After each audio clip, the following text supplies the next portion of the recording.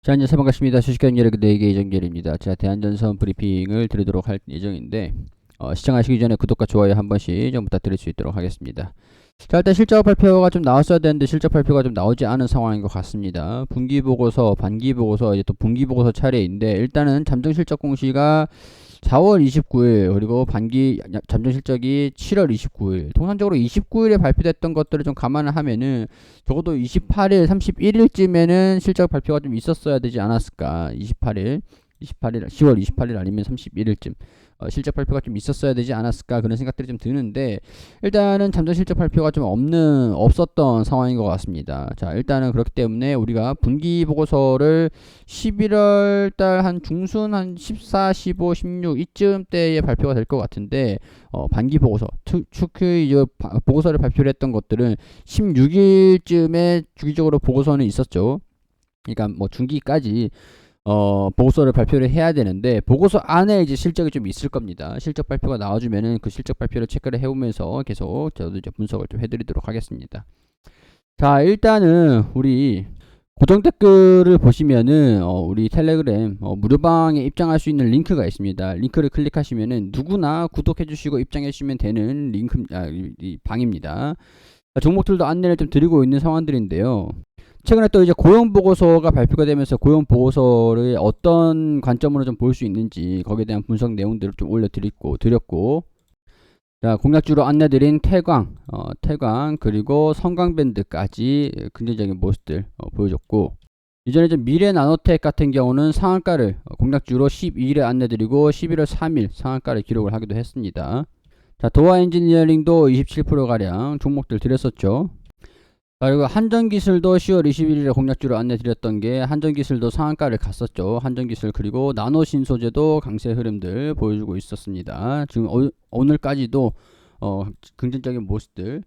자, 나노신소재를 살짝 좀 살펴보면은, 자, 나노신소재 여기 있습니다. 나노신소재 강세 흐름들 계속 이어지고 있는 상황들이고, 한전기술 같은 경우에도 상한가를 기록한 이후에 계속 고점을 돌파를 하고 있는 상황이고, 자, 그리고 미래나노텍 같은 경우도 상한가를 돌파를 하고 계속 추가적인 상승 흐름들 다 이제 무료방에서 드린 종목들이에요.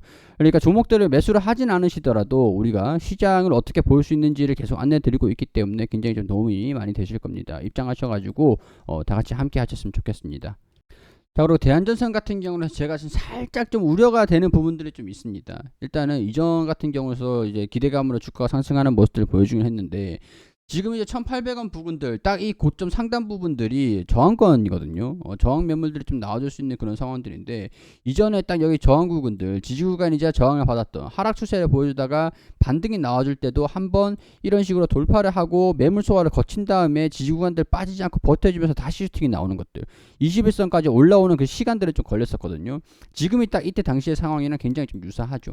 이때 이제 하락 추세 쭉 움직임들을 보여주다가 반등 나오다가 돌파를 못하면 결국에 또 하락을 했었어요. 지지 구간까지. 자, 이제 개파락이 뚝 나오면서 반등 흐름들 좀 보였었는데, 유상전에 진행하고 난 다음에 지금 돌파 흐름들을 보였을 때 지지 구간들 돌파를 다시 했죠. 지지 구간들 버텨주면서 주가 하락을 방어를 해줬죠. 21선이 올라올 때까지 시간을 벌어준 거죠. 자, 그리고 이제 돌파하는 모습들을 보여주다가 다시 추세를 완전히 꺾이는 모습들을 보여주면서 이 지지 구간들도 이탈을 했습니다. 그리고 이제 반등이 나오면서 돌파를 하지 못하고 차익 실현 매물들이 좀 강하게 출현을 했었거든요. 지금이 딱 이 구간이에요. 차익 실현 매물들. 여기서 아마 물리신 분들이 꽤 있으실 것 같거든요. 여기 고점, 저점, 평균 부분이 이 부분들인데, 이 부분들에서 반등이 나와주면 차익 실현 매물들이 좀 많이 좀 나옵니다. 그렇기 때문에 이 구간에서 윗꼬리를 쭉 달렸잖아요. 여기는 차익 실현 매물들 이제 1,800원 이상부터는 차익 실현 매물들 좀 주의하자. 어떻게 움직여야 되냐? 일단 이 부분들처럼 차익 실현 매물들을 거친다 그래도 지금 1600원 이 이상으로 61선 부분들이죠. 61선 이상으로 지구간들을 받쳐주면서 이런 식으로 버텨줘야 되거든요. 버텨주고 난 다음에 다시 한번, 그러니까 여기서 조정을 받는다라도 이 부분을 좀 버텨주면서 다시 한번 돌파 흐름들을 보여주면서 1800원을 뚫고 여기서 다시 돌파를 해줘야 됩니다. 이 구간들, 이 움직임들 좀 기억을 해두셨으면 도움이 되실 겁니다. 추후에도. 자, 지금 이제 제가 강하게 돌파를 하지 못한다라고 말씀을 드리는 게 이 기업이 나빠서 뭐 어느 정도 실적에 대한 우려감들이 있을 수는 있죠. 왜냐면 실적 발표를 안 하고 아직 확인이 안 됐으니까 실적 발표에 대한 우려감들, 반기 보고서가 좀 나오기 전까지는, 보고서가 나오기 전까지는 아무래도 강세 흐름들을 좀 이어가기는 부담스러운 상황이긴 할 겁니다.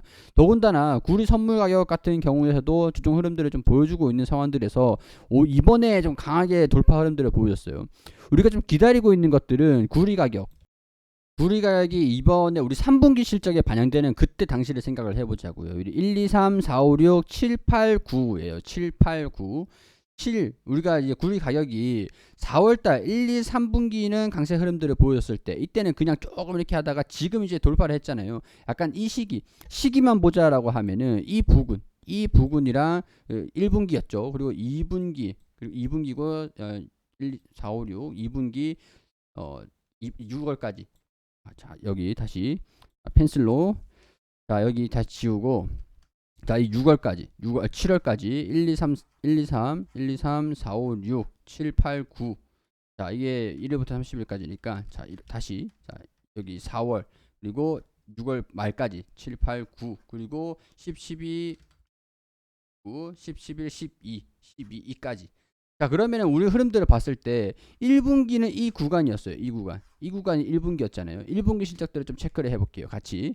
자, 1분기 실적들을, 자, 여기 쭉 내려오면은 1분기 실적이 여기 있습니다. 5,800억 원에서 영업이익 118억 원.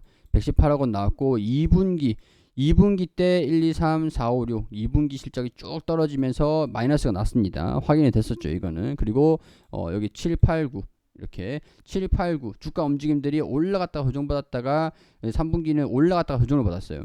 그렇기 때문에 적자가 안 나오는 게 중요하겠죠. 더군다나 이제 공장 캐파를 좀 늘렸던 부분들은 좀 있다 보니까 공장 좀 이동을 시키고, 그래서 영업 일수에 대한 부분들이 조금 이때 2분기에 반영이 됐다라고 하면은 3분기에는 차질이 있으면 안 되겠죠. 그렇기 때문에 구리 가격들이 좀 하락을 하고 좀 보합권에 움직이는 것들, 약간 이때랑 유사하는 상황들인데, 이때라고 해도 이전 수치랑 좀 비슷한 수준들, 뭐 150억 그리고 190억 아니면 적어도 90억 수준들, 100억 정도 수준의 단기 순이익이 나오는 것들을 좀 기대를 해봐야 될 것 같습니다. 일단은.